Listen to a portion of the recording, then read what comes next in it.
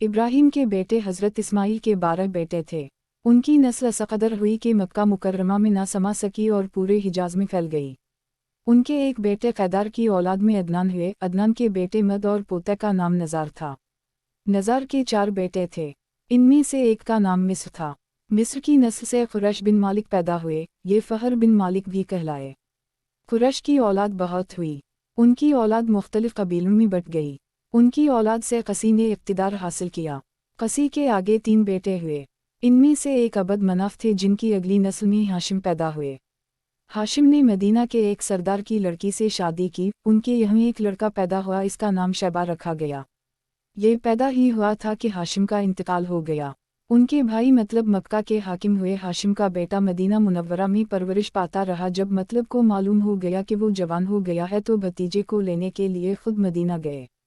इसे लेकर मक्का मुकर्रमा पहुँचे तो लोगों ने ख्याल किया ये नौजवान उनका गुलाम है।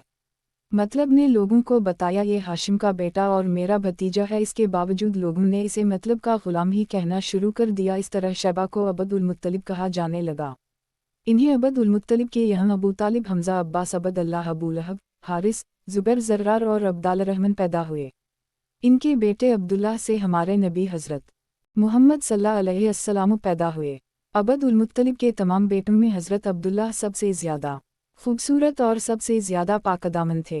अबद उल मुत्तलिब को ख्वाब में ज़मज़म का कुआं खोदने का हुक्म दिया गया, यानी हज़रत इस्माइल कैकनमी को इस कुएं को कबीला जरहम के सरदार मुजाज ने पाट दिया था। कबीला जरहम के लोग इस ज़माना में मक्का के सरदार थे, बीत अल्लाह के निगरान थे। इन्होंने बीत अल्लाह की बेहुरमती शुरू कर दी। इनका सरदार मुजाज बिन इमरू था। वो अच्छा आदमी था। उसने अपने कबीले को समझाया कि बीत अल्लाह की बेहुरमती ना करो, मगर उन पर असर ना हुआ। जब मुजाज ने देखा कि उन पर कोई असर ना होता तो कौम को उसके हाल पर छोड़कर वहाँ से जाने का फैसला किया। इसने तमाम माल वाओ दौलत, तलवारें और ज़रह वगैरह खाना काबा से निकालकर ज़मज़म के कुएं में डाल दी और मिट्टी से असकू पाट दिया। कुआं उससे पहले ही खुश्क हो चुका था। अब उसका नाम वाओ निशान मिट गया। मुद्दतों ये कुआं बंद पड़ा रहा। इसके बाद बनो क़ज़ा ने बनो जरहम को वहाँ से मार भगाया। बनो क़ज़ा और क़सी की सरदारी का ज़माना उसी हालत में गुजरा।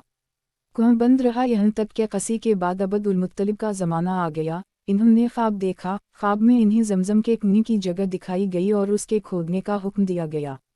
हज़रत अईन लामिये से रिवायत है कि अब्दाल मतलब ने बताया, मैं हजर असूद के मकाम पर सो रहा था कि मेरे पास एक आँख वाला आया। इसने मुझसे कहा, तैबा को खो दो।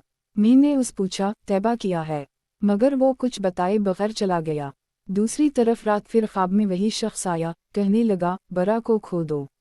मैंने पूछा, बरा किया है? वो कुछ बताए बगैर चले गया। तीसरी रात में अपने बिस्तर पर सो रहा था कि फिर वो शख्स ख्वाब में आया। उसने कहा, मजनूना खो दो। मैंने पूछा, मजनूना किया है? वो बताए बगैर चला गया। इससे अगली रात में फिर बिस्तर पर सो रहा था कि वही शख्स फिर आया और बोला, ज़मज़म खो दो। मैंने इससे पूछा, ज़मज़म किया है?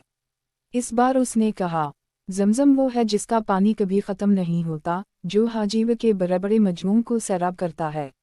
अबद उल मुत्तलिब कहते हैं, मैंने इससे पूछा, ये कुआं किस जगह है?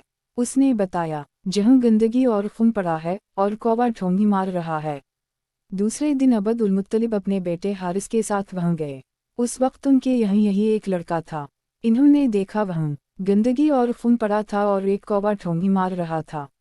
इस जगह के दोनों तरफ बहुत मौजूद थे और ये गंदगी और खून दरअसल उन बुतों पर कुर्बान किए जाने वाले जानवरों का था। पूरी निशानी मिल गई तो अबद उल मुत्तलिब कुदाल ले आए और खुदाई के लिए तैयार हो गए, लेकिन उस वक्त कुरैश वहाँ पहुँचे। इन्होंने कहा, अल्लाह की कसम हम तुम्हें यहाँ खुदाई नहीं करने देंगे।